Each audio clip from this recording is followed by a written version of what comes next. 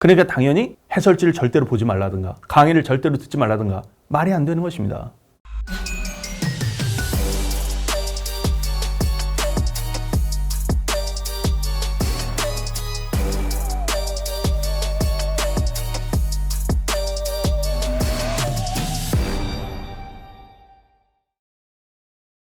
자, 반갑습니다. 정병호 선생님입니다. 자, 전공법이 지름길이다. 수학 정병호 공부법 특강. 자, 에피소드 2 해설지의 딜레마 보도록 하겠습니다. 이제 뭐에 관한 거냐면 이제 해설지를 볼 거냐 말 거냐 뭐 이런 거 있죠? 그거에 관한 내용입니다. 자, 문제가 막힐 때 해설지를 봐야 하나? 자, 문제가 막힐 때 해설지를 보라는 사람과 보지 말라는 사람들이 있는데요. 해설지를 안 보자니 수능 때까지 남은 시간이 많지 않은데 허비하는 시간이 많을 것 같아. 내가 막 낑낑 매. 보다 보면 한 문제 푸는데 막 30분씩 낑낑 매고 있어. 아, 그러면 너무 이 시간을 오래 잡아먹는 것 같다. 이런 느낌이 드는데 또 반면에 해설지를 보자니 이게 내가 문제를 푸는 건지 해설지가 문제를 푸는 건지 또는 뭐 이거는 강의도 마찬가지예요. 강의를 듣자니 아, 이게 내가 풀고 있는 건지 저 선생님이 풀고 있는 건지 이걸 모르겠다. 그래서 나는 그냥 외워서 푸는 것 같고 막 그런 느낌이 든다. 자, 이걸 어떻게 봐야 되느냐. 결국은요. 여러분들이 이제 요거 제가 에피소드 1에서도 얘기했지만 현재 여러분들의 상태와 목표 이걸 항상 또 잘 구별해서 보셔야 돼요. 결국에는 스스로 풀어야죠. 결국은 뭐냐? 수능날. 수능날 스스로 풀 수 있는 능력을 기르는 게 목표가 돼야 됩니다. 당연히. 수능날 제가 풀어줄 수 있는 거 아니잖아요? 뭐 여러분들이 수능날 정병호의 빙의에서 막 풀고 싶어. 그건 어쨌든 여러분들이 푼 거죠. 정병호가 빙의가 됐지만 여러분들이 푼 거잖아. 자, 그런 거니까 수능 시험은 남이 대신 봐줄 수가 없고 스스로의 힘으로 헤쳐나가야 하는 시험이기 때문에 결국에는 어쨌든 스스로 풀어야 됩니다. 근데 이건 학습의 최종 목표예요. 최종 목표를 현재 자기의 상태에 그대로 적용할 수가 없다라는 게 문제죠. 그러니까 당연히 해설지를 절대로 보지 말라든가 강의를 절대로 듣지 말라든가 말이 안 되는 것입니다. 말이 안 되는 거예요. 목표는 중요하지만 자, 현재 공부 방법을 그대로 적용할 수 없어요. 자, 공부 과정은 목표를 향해 가는 것이죠. 그래서 점점 이런 어떤 과정을 거쳐서 스스로 풀 수 있는 능력을 기르도록 그렇게 가는 게 중요하다. 이런 얘기예요. 일단 그러면 자기 힘으로 풀 수 있는 능력을 기르려면 사실 이제 공부할 때 어떤 습관이 중요하거든요. 뭐냐면 풀이 과정을 끝까지 완성하는 습관을 들이셔야 돼요. 그게 자기가 그냥 스스로 풀든 해설지를 좀 참고해서 풀든 강의를 좀 듣고 풀든 풀이 과정을 끝까지 완성하는 습관 이걸 들이는 게 일단 중요합니다. 대략적인 풀이의 얼개만 생각해서 이렇게 딱 눈으로 좀 보고 또는 한두 줄 딱 써보니까 아, 뭐 이런 거 같네 하고 그냥 넘어가 버려. 이건 별로 좋지 않아요. 물론 실력이 굉장히 뛰어나다. 자기가 좀 실력을 많이 쌓았다. 그동안 실력을 많이 쌓았다는 건 뭐 자기 힘으로 푸는 습관을 많이 쌓았다. 그거를 그런 학생들이야 그냥 좀 눈으로 보고 뭐 이렇게 할 수도 있겠죠. 저도 이제 고3 때, 고1, 2 때, 그 다음 고3 한 상반기까지 수학을 무진장 열심히 했기 때문에, 고2 때까지 사실 무진장 열심히 했는데, 그러다 보니까 이제 고3 막바지에는 뭐 시간도 좀 없고, 근데 뭐 모의고사 문제 같은 거 선생님들이 서점 같은 데서 이렇게 견본으로 학교 교무실에 넣어주는 교사용 막 이런 거 있지 않습니까? 그런 거 이제 막 남는 것들 그냥 학생들한테 막 뿌리셔가지고 그런 거 넘기는 모의고사 이런 거 막 있는데 그거 그냥 풀기도 시간도 아깝고 그러니까 어떻게 하냐면 그냥 이렇게 풀면 된다. 저렇게 풀면 된다. 한 줄, 두 줄 딱딱 쓰고 넘어가고 막 저도 그렇게 했어요. 막판에. 근데 그렇게 하기까지는 엄청 많은 것을 저는 고등학교 3년 동안 그 경우를 제외하고는 거의 모든 문제를 다 문제 쓰고 풀이 과정 쓰고 문제 쓰고 풀이 과정 쓰고 전부 그렇게 공부했거든요. 물론 여러분들 똑같이 그렇게 하라는 뜻은 아닌데 저 같은 경우는 당시에 수능과 본고사를 다 봐야 했기 때문에 본고사는 풀이 과정을 다 적어야 했거든요. 그러니까 두 마리 토끼를 따로따로 잡을 수가 없어서 한 번에 공부하다 보니 그렇게 한 건데 여러분들은 뭐 제가 공부한 거랑 똑같이 할 필요는 없겠지만 그래도 그런 그 비슷한 뭐냐면 풀이 과정을 끝까지 완성하는 그런 습관을 좀 들이는 게 좋습니다.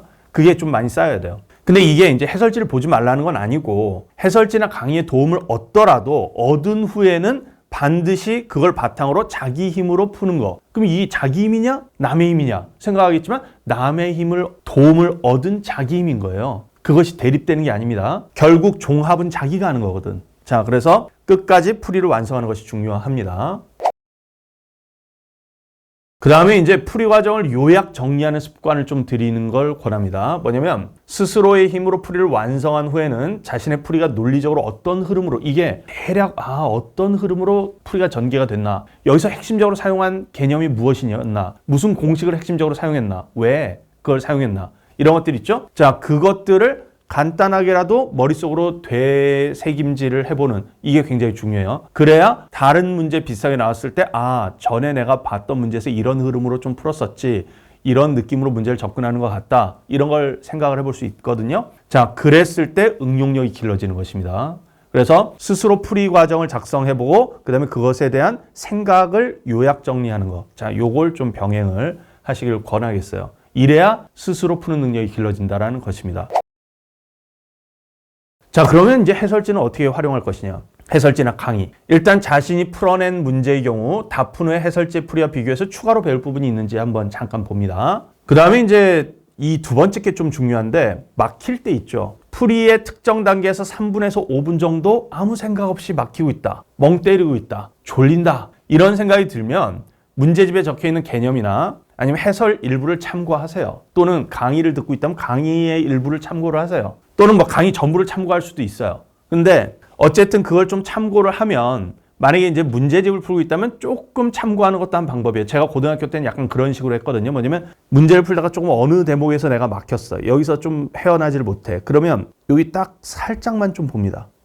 살짝만 좀 봐요. 그리고 대강 스타트를 이렇게 좀 했구나라는 것이 어떤 이유 때문에 그런 것인지 이거에 대한 이해가 좀 되면 다시 덮어. 그런 뒤에 다시 좀 여기서 이렇게 하는 거구나 해본 뒤에 또 이제 생각하다 보면 또 한 문제에서도 두세 번 막힐 때 있지 않습니까? 또 막힐 수 있습니다. 또 막히면 거기서 좀 생각을 해보고 고민을 해보다 안 되면 좀 관련 개념이나 뭐 이런 거 그것도 좀 찾아보고 하다가 그래도 안 되겠다 싶으면 해설도 좀 봐. 좀 본 뒤에 여기서 이런 맥락으로 이어갔구나. 이걸 이해해서 이렇게 또 도움을 얻어서 가고 계속 이렇게 하는 것입니다. 해설지를 찔끔찔끔 그렇게 볼 수 있겠죠. 아니면 나는 그냥 처음부터 끝까지 계속 막혀 있어. 그러면 해설지 전체를 참고할 수도 있고요. 강의도 마찬가지입니다. 강의를 전체를 참고할 수도 있고요. 자, 그렇게 해서 어떻게든 일단은 그 문제를 해결하는 게 중요해요. 해설지의 도움을 얻든 강의의 도움을 얻든 해결하는 게 중요해요. 일단 난이도가 높으니까 스스로 풀기 어려우니까 그냥 포기하는 것보다는 일단은 해결을 하고 그걸 바탕으로 자기가 다시 한번 풀어보는 거야. 그렇게 해야 더 높은 단계로 올라갈 수가 있는 것입니다. 자, 그래서 제가 권하는 것은 해설지나 강의를 적극적으로 참고를 하라는 거예요. 참고하지 말라는 게 아니라 여러분들이 고1이나 이런 정도였으면 그래, 뭐 한 문제를 한두 시간 잡고 또는 심지어 일주일 동안 잡고 풀어도 괜찮지. 왜? 자기 주도 학습을 통해서 능력을 기르면 되니까 뭐 괜찮죠. 그렇지만 고3 올라간 학생들, N수생들 시간이 많지 않잖아요. 그렇게 시간을 좀 많이 들이기가 좀 쉽지 않기 때문에 이렇게 공부하기를 권합니다. 그래야 자꾸 포기하지 않고 더 계속 올라갈 수가 있어요. 난이도를 올려가면서 공부할 수 있습니다. 자, 근데 이제 마지막에 또 요거 이제 잘 보셔야 돼요. 근데 이 과정을 통해서 푼 것이 온전히 자기 능력으로 푼 건 아니지 않습니까? 그래서 그 즉시 다시 한번 풀어보기를 권합니다. 풀이가 다 다져지지 않았을 거예요. 그 즉시 다시 한번 풀면 기억에 의존해서 푸는 거 아닙니까? 당연히 기억에 의존해서 푸는 거죠. 그게 나쁜 게 아니에요. 이해 기반 기억에 의존하는 건 좋은 것입니다. 그리고 오히려 즉각적으로 다시 한번 풀어본다고 했을 때 바로바로 안 나와요. 여기 가다가 보면 또 멈칫멈칫 또 그런다고. 그 상황에서 아까 어떻게 했었지? 하고 또 기억을 떠올려서 거기를 딱 돌파하고 나면 비로소 조금 자기게 되는 거야. 그렇게 해서 한번 다지기를 그 즉시 한번 풀이 과정을 작성을 해서 해보고 그러고 그 풀이 과정에 대한 요약 정리, 생각에 대한 요약 정리. 이게 핵심적으로 무슨 개념을 쓴 것이구나. 스타트를 어떻게 끊었구나. 뭐 이런 것들 있죠. 그걸 또 한번 되새김질을 해보기를 권합니다. 자, 요렇게 해주셔야 해설지나 강의를 자기 것으로 만들 수 있는 그런 길이 되겠어요. 자, 전공법이 지름길이다. 수학 정병호 공부법 특강 에피소드 2 해설지의 딜레마. 자, 여기까지 마치도록 하겠고요. 다음에 이제 에피소드 3 또 이어가도록 하겠습니다. 스타트 포기하고 싶죠? 그냥 포기하는 것보다 멍 때리고 있다, 졸린다. 그냥 포기하는 것보다 아무 생각 없이 역시 공부 안 되나 보다. 또 포기하는 것보다 또 멈칫멈칫 찔끔찔끔 쌓았다 헤어나지를 못해. 왜? 자기가 하는 거거든. 눈으로 좀 보고 자기가 하는 거거든. 온전히 자기가 하는 거거든. 쭉쭉쭉 참고하세요.